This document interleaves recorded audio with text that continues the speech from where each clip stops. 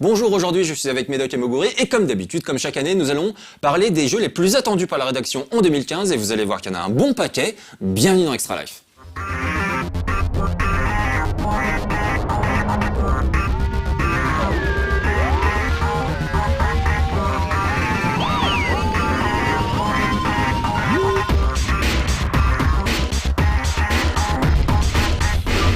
Donc là, j'ai ma petite liste devant les yeux, juste pour moi.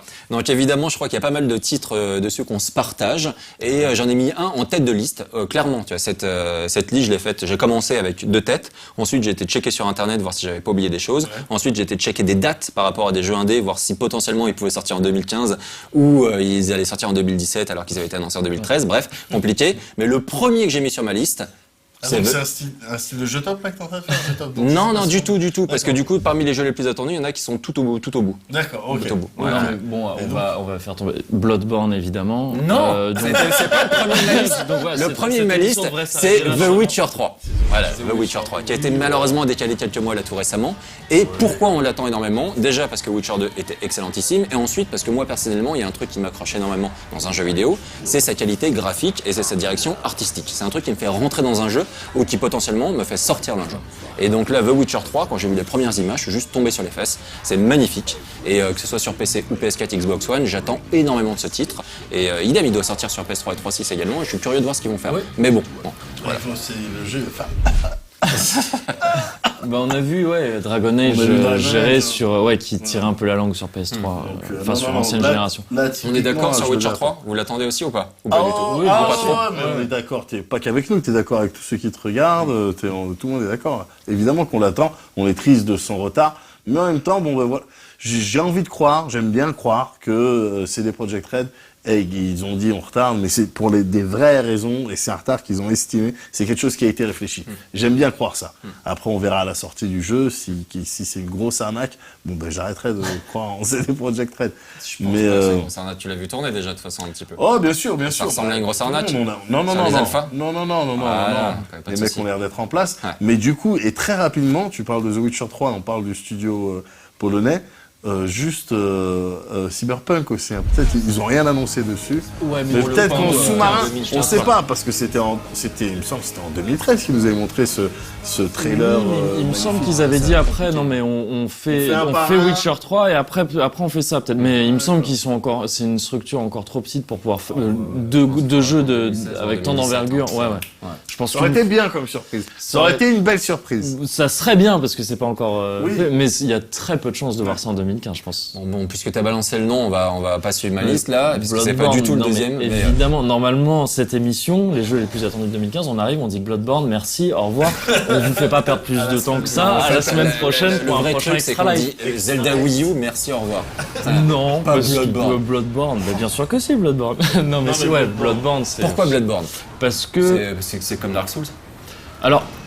C'est comme non mais c'est un peu ça. Non mais c'est que c'est surtout toi j'y repensé là ces derniers temps. Dark Souls 2 au moment de faire le jeu top, parce que pour nous on en parlait encore il y a pas longtemps. Dark Souls, moi je l'ai pas mis dans mon jeu. Dark Souls 2 pardon, je l'ai pas mis dans mon jeu top parce que ça fait partie de ces jeux et c'est plus j'y pense et plus je me rends compte qu'il m'a vraiment pas marqué autant que le premier. Et il se trouve que Dark Souls 1, c'était Miyazaki Hidetaka qui était à la réal, comme Demon's Souls si je me gourre pas, et Dark Souls 2 non, et ça se ressent beaucoup. Et il était pas à la réal parce que il était en train de bosser sur Bloodborne. Et donc c'est pour ça, c'est en grande partie pour ça que je veux Bloodborne. Je veux ce jeu. C'est-à-dire que Dark Souls, je l'ai assez répété ici, c'est pour moi un des jeux les plus marquants de ces peut-être 10 dernières années, et de loin pour moi. Donc je veux Bloodborne. Je veux le prochain jeu du mec qui a fait Dark Souls.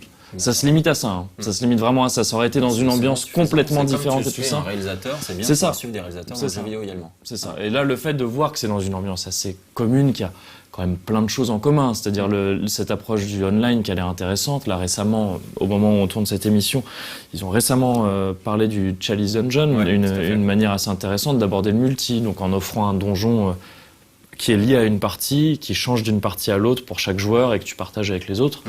Voilà, j'ai envie de voir ces nouvelles idées, j'ai envie de voir tout ça, quoi. J'attends de ce jeu ce qui me surprenne autant que ce qu'avait fait Dark Souls quand il est sorti. Alors ça va être très dur, mais j'espère que ce sera le cas, quoi. Bon, vous allez voir dans cette liste, il y a évidemment beaucoup de suites. Une en particulier très attendue, c'est MGS5 de Phantom Pain. Donc là, moi, ce que j'attends avec ce titre, c'est qu'il nous renouvelle complètement en fait le jeu open world à la troisième personne. Qui nous apporte des choses inédites. Ils sont bien partis, les mecs. Parce que tu regardes leur maîtrise du Fox Engine, tu regardes ce qu'ils arrivent à faire. Alors, encore une fois, pour l'instant, on n'a vu que des images. Enfin, on a vu que des images, on a quand même pu tâter du Ground Zero, ce qui était pas spécialement convaincant, mais c'était vraiment plus, c'était moi qui avais fait la critique, c'était vraiment plus pour le principe que pour ce que procurait vraiment le jeu, que j'étais pas vraiment content. Mais il y a quand même une certaine maîtrise technique.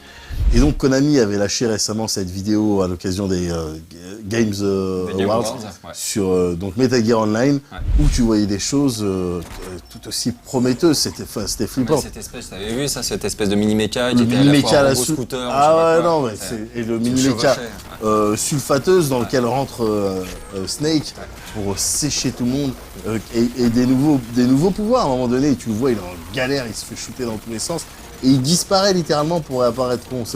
Donc on ne sait pas comment ça va fonctionner. J'étais aussi enthousiaste lors de MGS4 et le mode online, sur lequel j'avais passé quelques heures, pour finalement lâcher le truc, parce que les TPS multijoueurs, compétitifs, tout ça, bon, pour l'instant, j'ai pas encore trouvé le jeu, la formule qui m'accroche.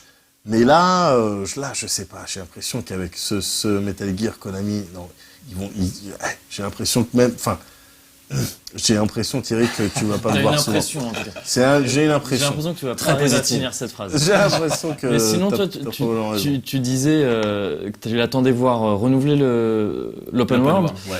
Ça, j'en suis pas certain. Comme ça, moi, je le vois plus renouveler Metal Gear en lui donnant un aspect open world que renouveler l'open world. Parce que ce qu'ils t'ont présenté en termes d'open world, c'est finalement assez classique. C'est un cycle jour-nuit, c'est de l'open world tout simplement pour pouvoir tracer. Donc du coup, oui, d'accord. La façon de te planquer, d'apprendre l'environnement, sur tes capacités de mouvement, etc. On est très loin de ce que propose, je sais pas, Rockstar ou Ubi, etc. Mais voilà, si tu veux, pour moi, c'est plus le jeu d'infiltration à l'échelle de l'open world. C'est un mélange intéressant. Oui, bien sûr. Et ça, et qui peut être super casse-gueule, donc j'espère qu'il va réussir. Parce que ça va être dur de faire ça autrement que par... Enfin, comme ça, c'est dur à imaginer autrement que partir une map immense, avec que des petits bouts d'infiltration dedans, parce que c'est là qu'il y a des bases de soldats, en fait. Un peu ce que fait, d'une certaine manière, les Far Cry. En te mettant des postes, c'est là que tu fais vraiment la gestion d'équipement, et justement de ton poste, de ton hub, etc., qui a l'air complètement différent. Tu peux capturer des choses, l'envoyer dans ton camp. Ah, mais ça a l'air très gestion online. Encore une fois, le moteur, je le trouve vraiment bluffant. Le jeu, il est magnifique. Tu fais 1000 trucs avec ça, mais effectivement, arriver à donner de la vraie infiltration à l'échelle d'un open world dans son entièreté, c'est chaud. Donc c'est challenge. Bien sûr. C'est du challenge, mais c'est pour ça qu'on l'attend aussi. Ouais. Bon, maintenant, on va passer sur The Order 1886. Est-ce que vous l'attendez? Moi, pas spécialement, mais je l'ai mis parce que, évidemment, c'est un gros titre sur PS4. C'est une exclue. Le jeu a l'air de déchirer visuellement. Et ensuite, l'univers en lui-même n'a pas l'air inintéressant. Mais ce qui me fait un peu peur, c'est les limitations en termes de gameplay. J'ai vu beaucoup de tutos. Oui, c'est ça. Ça a l'air très racé, tu vois, très classe, comme ça, avec ce format presque cinémascope, je crois, qui est volontaire, qui est sympa. Mais ça a l'air de se regarder, un petit peu trop. Moi, je sais pas ça. Toi Oui, si je l'attends. L'univers, il me plaît. Et moi, ça me dérange pas si on avait eu l'occasion de jouer un petit peu à Los Angeles à ça. Et donc de constater que, alors tu vas pas pouvoir te balader partout dans l'action, dans le cadre d'une mission. Si tu vas passer par là parce que de toute manière, on n'a pas prévu d'autre chemin. Mais moi, ça me dérange pas d'être vraiment dans un couloir. De pas avoir la possibilité, même de pas avoir une grosse dimension customisation, upgrade de ton personnage ou de tes armes, si l'histoire qu'on me raconte et l'univers dans lequel mon personnage il évolue, c'est de la tuerie millimétrée.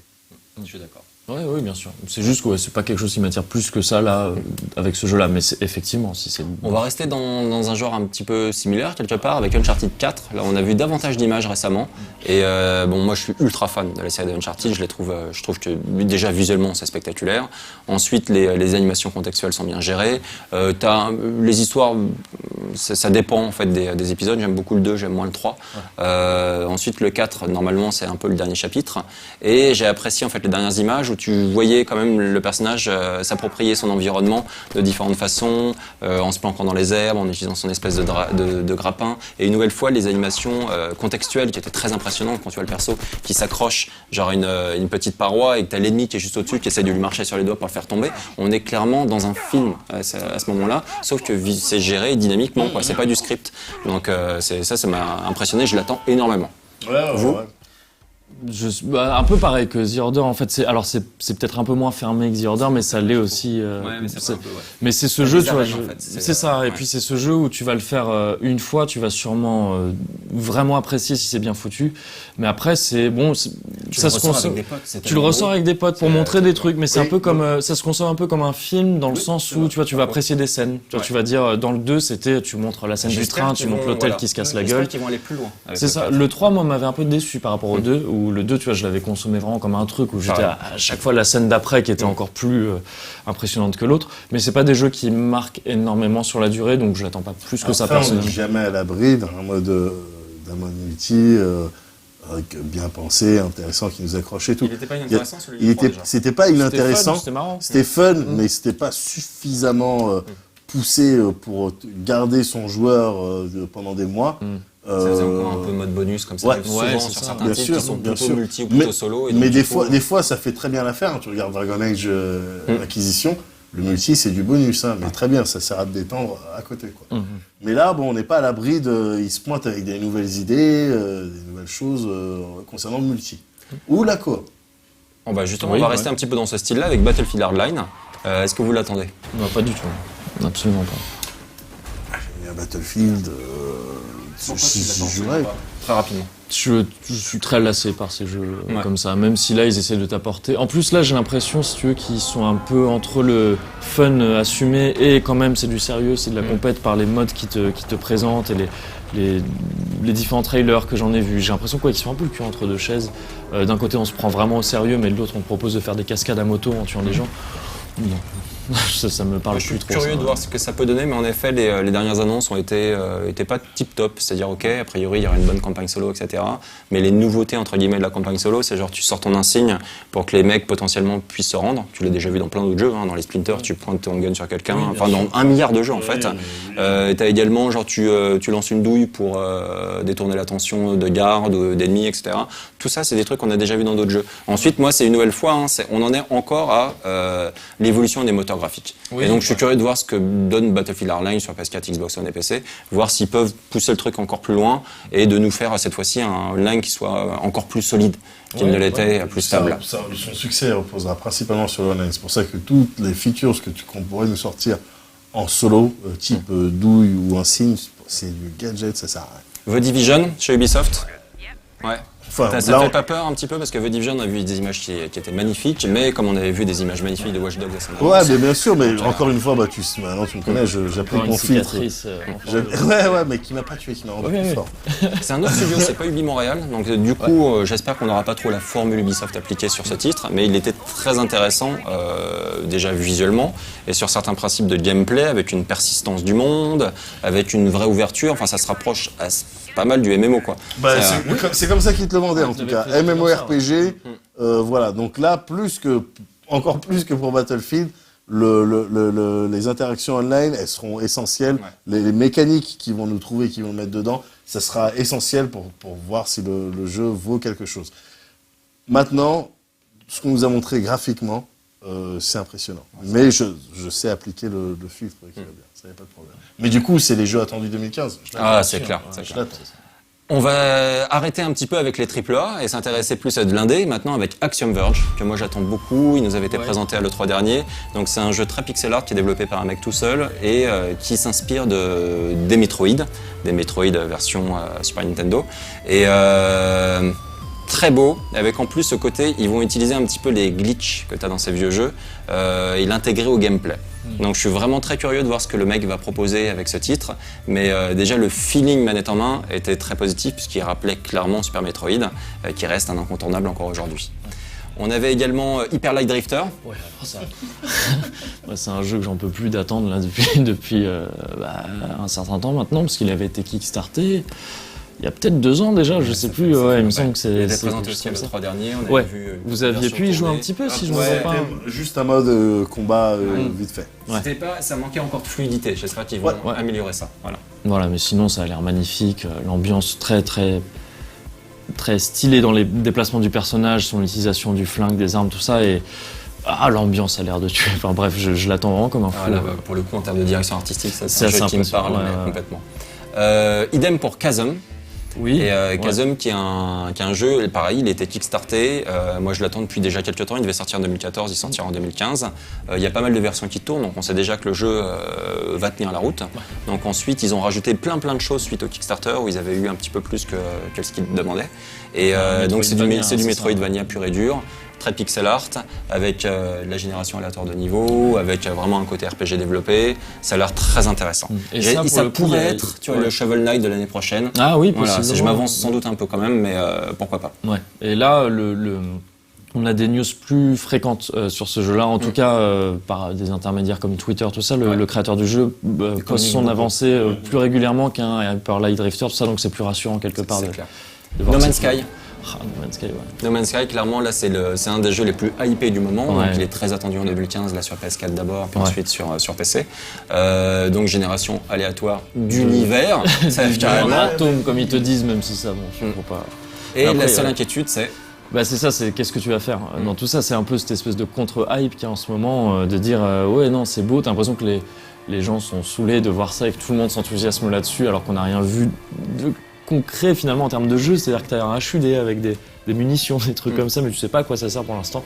Moi je m'en fous, je m'en fous. C'est ça le truc. C'est ça, c'est juste. Ouais. Ça fait l'exploration, ça peut pas être un jeu En l'exploration. l'occurrence, tu vois, tu peux pas faire ça sur tous les jeux, c'est pas valable Non, partout, bien mais sûr là, que non. j'ai l'impression qu'ils ont réussi à trouver quelque chose, un univers assez personnel pour me convaincre que ouais, je pourrais me contenter de l'exploration dans ce jeu-là. Ouais. Ce serait pas le cas de tous, mais là, ils ont quelque chose quand même. Et il y aura des mécaniques liées à l'exploration, dont certaines qu'on a presque entreaperçues ou La en tout cas découverte, qu'on quoi, le devine. genre de Voilà, codex, truc comme ça, voilà c'est- exactement. ouais. Quand tu nommes les nouvelles espèces, voilà, bon, bah, ça c'est un kiff. Ça c'est un kiff. Tu vois, t'es décollé d'une planète, arrivé dans l'espace. Mais c'est vrai que c'est peut-être de l'aveu même de l'aveu des développeurs eux-mêmes, il me semble. C'est peut-être prendre le jeu vidéo un peu à l'envers que de dire on a trouvé un système procédural et maintenant on va voir ce qu'on fait dessus. Ouais. Alors qu'il faudrait plutôt avoir des mécaniques de gameplay et Bien peut-être sûr. y appliquer du procédural. C'est peut-être l'inverse de ce qui est le plus sain à faire. Et je comprends que des gens puissent dire mais c'est pas censé être comme ça qu'on aborde le jeu vidéo. Tu donnes pas juste un univers. Mais il y a en peut-être laisse- des jeux qui tuent, qui ont Mais- été- Bien sûr, comme ça. peut-être, mais en tout cas, voilà, je trouve que ce jeu a assez de personnalité pour m'attirer malgré tout. Ouais. Tu vois. On parle de personnalité, moi il y a aussi un jeu Night in the Woods que j'attends énormément. Donc c'est alors du coup c'est l'histoire d'un chat, c'est en 2D, c'est assez cartoon et donc c'est un chat qui revient dans son village natal et tu vas simplement interagir avec les habitants et te balader. C'est visuellement magnifique, c'est créé par Alec Olowa et Scott Benson. Alec Olowa c'est le mec qui avait fait Aquaria, donc il a déjà une bonne expérience, c'est complètement indé, donc ça a été également kickstarté et ce titre-là je pense pourra valoir le coup d'œil en 2015. Donc, Batman Arkham Knight, moi je l'attends évidemment énormément. Je suis déçu Indé qu'il n'ait pas aussi, pu sortir. Ouais, il n'a pas du tout indé. D'accord. Et donc c'est Rocksteady qui reprend la licence après un épisode Origins qui avait été développé par Eidos Montréal, par Warner Bros Montréal. Et donc ça, bon, qui m'avait un peu déçu. Donc je suis vraiment très curieux de voir celui-là. Donc c'est celui qui apporte la Batmobile. Voilà. Ensuite, il y a Evolve. Je suis assez curieux de voir ce qu'il va donner en multi. Donc ça, c'est toi qui as pas mal joué. Ouais, bah, là aussi, ça dépendra du nombre de monstres qu'ils vont apporter. Je crois que pour l'instant, il y en a 3 prévus pour le. Il y a Goliath et puis les autres, je Il y a me une souviens espèce de truc aquatique, je crois, si Ouais, je ne me trompe pas, ouais, Kraken. Enfin, pas un Kraken, mais un truc comme ça. Si, Ouais. un style de Cthulhu. Ouais. En tout Oui, cas, voilà. c'est un jeu qui, en termes de multijoueur, j'ai l'impression justement qu'ils peuvent apporter quelque chose, Ouais. casser certaines règles, exactement comme d'autres titres, comme Enfin, comme ce qu'ils avaient fait avec Left 4 Dead. Oui, tout à le fait. mec de Ouais, Turtle c'est- Rock, ouais, bien sûr, ils connaissent Ouais, c'est arrivé avec des nouvelles règles sûr. et sur ce gameplay asymétrique. tout à fait. Et Overwatch, voilà, Overwatch de Blizzard. Donc on va voir ce qu'ils proposent, mais en tout cas Ça a c'est l'air plus deux classique dans l'approche, FPS. par contre, À Overwatch. voir. Au niveau des classes justement, il semblerait que tu joues réellement différemment. Oui. Et je pense qu'ils ont ce savoir-faire en termes de sensations de jeu, au niveau des contrôles, Bien sûr, de précision ouais. des contrôles, Mais qui peuvent être très agréables. Mais là, j'ai plus l'impression de voir Blizzard aller sur le terrain d'un Valve. Valve, oui, c'est Valve qui fait. Les Left 4 Dead, ouais. Non, je parle pas de Left 4 Dead. Team Fortress, voilà. Okay. Merci la régie. Oui, voilà, j'ai plus l'impression de voir Blizzard qui dit regardez ce que nous on sait faire dans ce domaine-là. C'est pas une nouvelle formule comme les Evolve. Oui, c'est vrai. Ensuite, ouais, c'est vrai. Mais on verra. Je pense qu'il y a quand même. Quand je vois ces images, ça varie tellement par rapport à ce que propose un Call of ou du Battlefield, etc., que du coup, t'es là, ok. Peut-être qu'il serait temps qu'une nouvelle licence puisse s'imposer et aller vraiment faire peur à Activision, etc., pour les obliger à se renouveler encore davantage. C'est parallèle, parce que quelque part Team Fortress 2 cartonne, là, mais c'est parallèle à ces Call of et tout ça, ça attire pas les mêmes personnes. C'est pas, j'ai l'impression. J'ai également noté Halo 5 Guardians, donc évidemment là extrêmement curieux de voir ce qu'ils vont pouvoir faire. Donc on aura normalement un avant-goût du multijoueur dès maintenant en fait, au moment où cette émission est diffusée, on devrait pouvoir y jouer. J'ai noté également Tom Clancy Rainbow Six Siege, donc qui a été annoncé et présenté à l'E3 dernier. Moi, Rainbow Six, c'est une série que je kiffe, donc je suis vraiment très curieux de voir ce qu'ils proposent avec cette nouvelle version. Là, pareil, il y a ce doute sur ce qui nous a été présenté, qui était vraiment extrêmement beau. Je suis pas sûr que le jeu soit aussi beau au final, mais si les mécaniques gameplay proposées sont bien là, ça pourrait être très intéressant. J'ai également noté Xenoblade Chronicles X10, je ne sais pas comment on prononce. Oui, je sais même plus où on est le titre officiel de ce jeu-là, je crois que ça a changé, je sais même pas si on est toujours là-dessus, Oui, je l'attends même si... Exclu Wii U. Exclu Wii U, ouais, ça fait partie de ces titres qui, à l'époque même, avant même la sortie de la Wii U, mais avec Bayonetta 2 à l'époque, m'avait fait dire il nous faut une Wii U. Et, sauf que j'ai été complètement déhypé en fait parce qu'ils en ont montré à l'E3, au dernier E3. Les premières images qu'ils en avaient montrées, donc je crois que c'était à l'E3 de l'année d'avant, si je me gourre pas. Peut-être un peu plus tôt en fait, plus tôt que ça, m'avait complètement hypé. On en avait parlé avec Mehdi, ce truc où t'as un méca, tu peux tracer avec ton méca dans le monde ouvert, alors que tu pouvais pas faire ça dans le premier Xenoblade. C'était quand même relativement beau, il y avait une direction artistique qui était très sympa. Là, ils ont montré des trucs, je trouvais ça super générique, assez moche. Je repensais aux sombres heures de Xenosaga au niveau du rendu des personnages et tout ça. Ça m'a vraiment pas motivé. Après, j'imagine très bien qu'il y aura tout ce monde à côté de ça. J'avais adoré le premier Xenoblade. Il y aura peut-être tout ça, mais les images qu'ils ont choisi de montrer au dernier E3, elles m'ont complètement refroidi. Inside, également, donc qui est le prochain jeu des mecs qui ont fait Limbo. Donc bien sûr, donc là, pour le coup, c'est vraiment gage de confiance au studio. On n'a quasiment rien vu pour l'instant, mais vu ce qu'ils ont fait avec Limbo, je suis curieux de voir ce qu'ils vont faire avec Inside. J'ai noté également Scalebound. Donc là, pour le coup, on n'a rien vu. Je sais pas s'il y a eu beaucoup s'il y a eu un teaser, c'est ça. Mais c'est un jeu Platinum Games, donc on l'attend. Et par Camilla, donc voilà. Crackdown, je l'ai noté, moi je sais pas exactement, mais c'est vrai que la série était plutôt sympathique, donc c'est une exclu Xbox One, on va voir ce que ça donne. Il leur en faut aussi un petit peu. Ouais, il en faut. J'ai noté Let It Die, grâce à Peur. Pareil, les images montraient, en sachant que ça partait à la base, je crois, de Lily Bergamo, qu'ils ont abandonné et qui avait l'air beaucoup plus sympa que ça. Là, j'ai eu l'impression de voir une espèce de Manhunt qui arrive 10 ans après après la hype. On verra ce que ça donne. Quantum Break, bon là pour le coup je suis curieux. Mais on a vu des images il y a quelques semaines, il y a quelques mois. Mais c'est un gros titre. C'est un gros titre, mais la gestion on appelle ça un Remedy, Xbox One. Du time stopping, je sais pas faut quoi voir là. ce qu'ils font avec ça.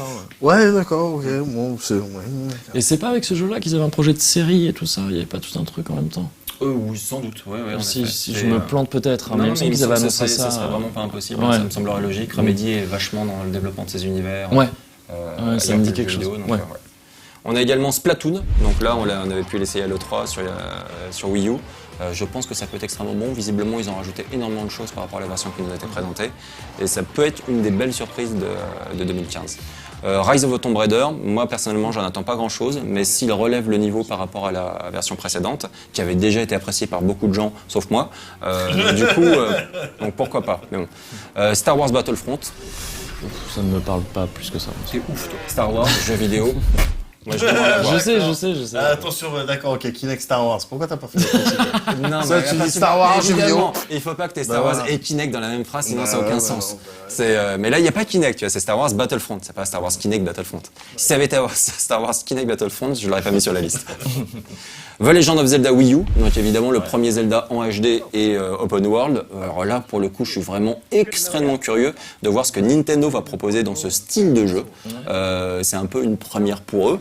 En tout cas, avec une licence pareille comme Zelda, c'est ultra casse-gueule. Ils avaient déjà essayé des choses avec Skyward Sword en imposant vraiment ce gameplay détection de mouvement. Oui. Donc ils avaient poussé le bouchon très très loin.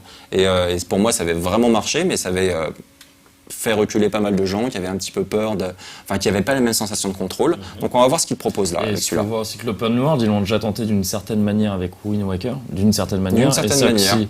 s'il s'agit de faire un Wind Waker avec juste au lieu de l'eau des montagnes, bon, enfin tu vois, c'est-à-dire que pour Zelda, tu te sors difficilement du principe des donjons à explorer dans un ordre particulier. Donc voilà, s'il s'agit d'avoir des donjons aux quatre coins du monde, mais entre eux juste de l'herbe à la place de l'eau.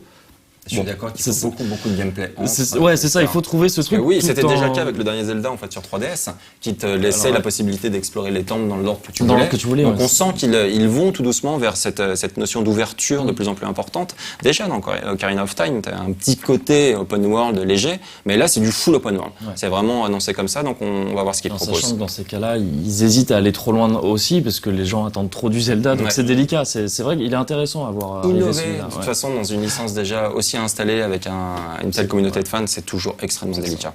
J'ai également noté Broforce, donc Broforce qui devrait sortir l'année prochaine en version finale, puisqu'aujourd'hui il est toujours en early access, donc il devrait sortir également sur PS4.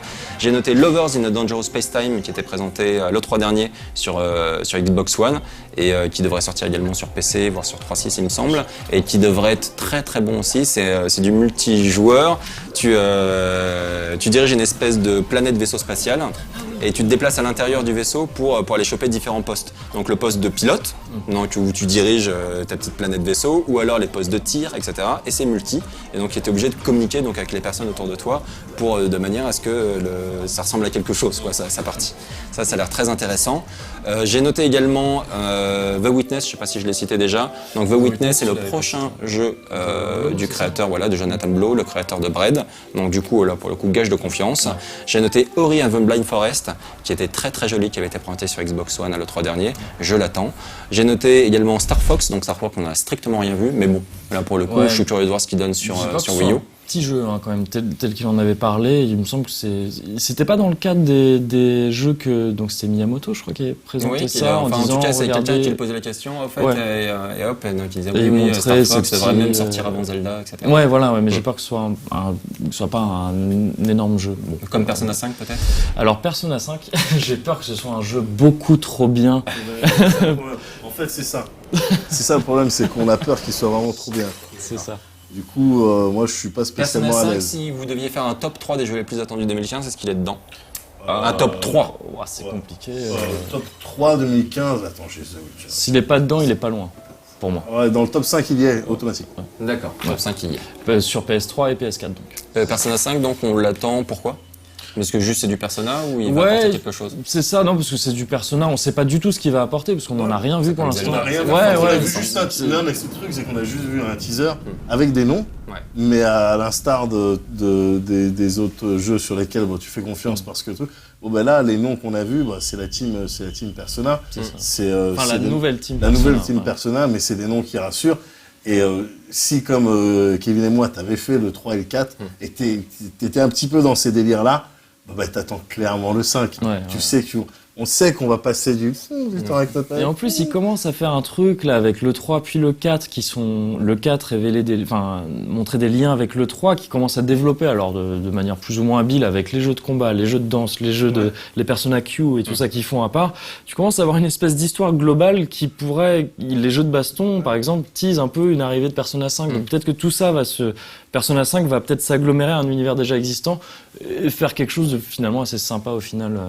Voilà, je l'attends aussi pour ça, pour voir s'ils veulent pousser une histoire ou pas. D'accord. Et j'ai également noté, alors Le du coup, Kingdom Bilo. Come Ah, pardon. Bilo, donc Bilo, oui, jeu indé, ouais. jeu indé qui devrait sortir sur PC et Xbox One. Il sortira certainement sur d'autres plateformes. Il y a un petit côté Dark Souls.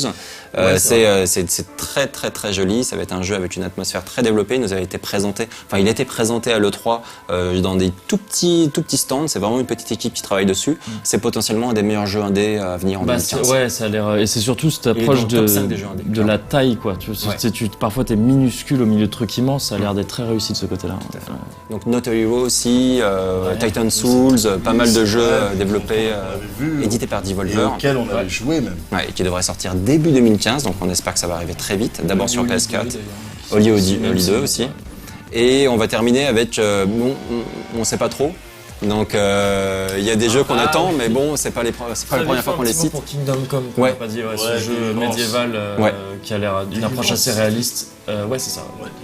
Et qui a l'air très très sympa, qui devrait sortir pour en 2015 aussi. Avec une approche du fight en mêlée première personne qui peut être d'accord. Vraiment et surtout ce côté médiéval plus réaliste qui sort du médiéval fantastique qu'on voit partout peut être intéressant. Sinon, les inconnus. Les inconnus, donc on va pas vous faire l'insulte de reparler un jeu qui est lié à Ico et Shadow of Colossus, donc on va passer très rapidement. Ensuite, si FF15. Bah ouais. Là, tu nous dis ça comme si vous avez quelque chose à voir avec. Non, vous êtes responsable. Vous êtes responsable du retard. L'air de rien. Bah nous on a arrêté XP, on a envoyé un message fort. Maintenant voilà, on a fait tout ce qu'on pouvait. On a fait tout ce qu'on pouvait. Mais non, mais tu remarques qu'ils ont quand même plus montré de FF15 en 3 mois qu'en 3 ans. Enfin, en 8 ans, qu'est-ce que je dis. Donc bon, ils ont l'air d'être dans on la. Sait pas, ça en 3 mois.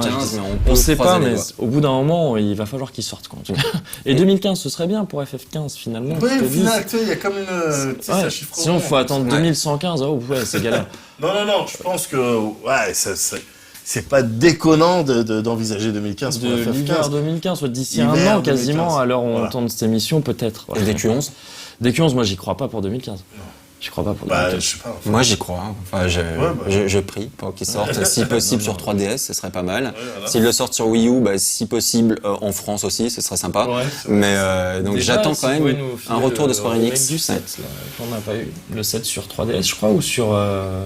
Ah oui, tiens, sur les jeux très attendus, c'est. FF7 PS4. Non, du tout. Le portage, le top. C'est Majora's Mask sur 3DS. Majora's Mask sur 3DS. Pour le coup, j'avais kiffé de refaire Ocarina of Time sur 3DS, et là, ça va être le même plaisir, d'autant plus que j'avais pas trop joué pour le coup sur Nintendo 64. Et donc là, ça va faire plaisir. Et puis, t'auras pas cet effet de flou qu'on a pu reconstater avec GoldenEye qu'on a ressorti à Nintendo 64. Donc voilà, donc beaucoup de jeux très attendus. KH3, pareil, non, par contre, KH3, je pense 2015. Je pense qu'on aura d'abord FF15 et après, même si c'est deux équipes différentes, mais on sait comment ça marche. Souvent, t'as les équipes qui se rejoignent sur un jeu pour le finir avant de tout se remettre sur l'autre. Je pense que c'est FF15 d'abord, KH3 peut-être après. Moi j'ai l'impression en tout cas que cette... Street 5 aussi. Ah, Street 5, très rapidement. Je le vois pas pour 2015. C'est la régie, elle a fait ça. Ça, je l'imagine pas du tout pour 2015. Mais tu le sens pas du tout je pense pas pour 2015, non. Je pense pas. Par contre, je pense Guilty Gear Xrd en France. Parce qu'on l'a eu, c'est un jeu donc d'Artisan Works, le retour de Guilty Gear, qui avait été très attendu, parce qu'ils n'avaient pas pu sortir de Guilty Gear pendant un bon bout de temps à cause d'histoires de droit, si je me gourre pas, et je crois que c'est en réponse à ça qu'ils avaient commencé la série BlazBlue, mais qui est très différente des Guilty en fait, dans l'approche, on a tendance à les lier, mais en fait c'est très différent dans la manière de jouer. Et donc là, retour de Guilty, qui a déjà été fait au Japon, en arcade et aux États-Unis, et sur arcade, mais aussi sur PS3 et PS4. Il devrait arriver en Europe, mais on ne sait pas quand pour l'instant, donc très certainement en 2015. Et ça a l'air très très sympa. Voilà. En tout cas, évidemment, c'était juste une petite liste comme ça, donc on a certainement oublié pas mal de jeux. Donc communiquez vos propres listes sur les forums, n'hésitez pas. Et puis vous avez noté peut-être cette année, de plus en plus en fait les attentes s'équilibrent entre AAA et jeux indés. Ouais, c'est vrai. Et tout doucement en fait les jeux indés, j'ai l'impression prennent un petit peu les devants, justement parce que les AAA ont du mal à se renouveler. Et donc il va falloir que les éditeurs, les gros éditeurs se bougent vraiment le cul pour faire évoluer ça dans l'autre sens. Et je trouve que c'est intéressant. Après ça reste nos attentes à nous. Oui. Bien sûr, mais je pense que c'est des attentes qui sont énormément partagées. Et puis aussi, tu constates dans les indés que la plupart, il y a ce côté, surtout quand ça a été des trucs Kickstarter et tout ça, ce côté, on avait dit 2013, alors finalement, parce qu'en fait, oula. Et puis on les attend tout le temps. C'est moins carré qu'avec les gros éditeurs, ça c'est sûr. Alors, à quelques exceptions près que sont celles-là, à ces quelques exceptions près après, ouais, c'est moins Tu l'as carré. dit, fallait pas prononcer. On devait pas Tu vas nous jinxer, il sortira pas en 2015. Si on l'avait pas prononcé, il serait sorti en 2015. Et là, t'es là, là, content là, de là, toi horrible. Merci de nous avoir suivis et on se retrouve prochainement. Salut tout le monde.